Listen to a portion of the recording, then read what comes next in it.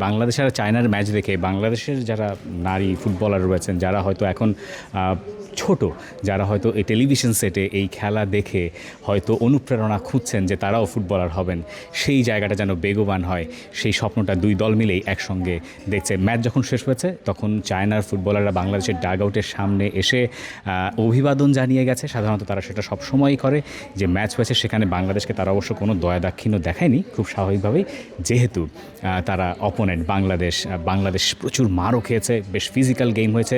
China এই টুর্নামেন্টের champion, বুঝতেই পারছেন তারা চ্যাম্পিয়নদের মতোই খেলেছে, ক্লিনিক্যাল ছিল, সেখান থেকে তারা ম্যাচটা বের করে নিয়েছে। কিন্তু দিন শেষে এই দুই দেশের ফুটবল ম্যাচের পরে একই সঙ্গে বোধহয় একটা উন্নতি চায়না বা বাংলাদেশ দুটো দেশই দেখতে চাইবে। How was the game? Did you expect this type of fight back from Bangladesh? আমরা কোন রোড দিয়ে বাড়ি বানাবো? BSRM বাংলাদেশের নাম্বার 1 স্টিল BSRM। 我觉得踢得还可以吧，因为 আমরা যেভাবে প্রস্তুতি নিয়েছি সেভাবেই খেলার চেষ্টা করেছি।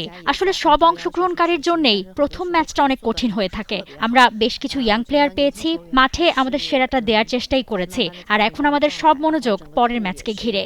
通过第一场球，我觉得后面的状态会越来越好。You are the current champions of the Asian Cup. Do you want to send any message to the Bangladeshi young footballers? They look up to you guys and they want to play in the World Cup as well.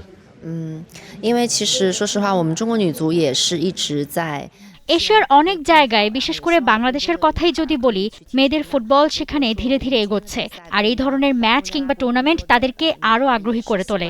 আমি মনে করি আজকের এই match Bangladesh আর China দুই দেশের মেয়েদেরই ফুটবলে আসতে আরও সাহস যোগাবে। 然后孟加拉女足也可以继续一起发扬女足的这样的精神，可以让更多的人喜欢足球。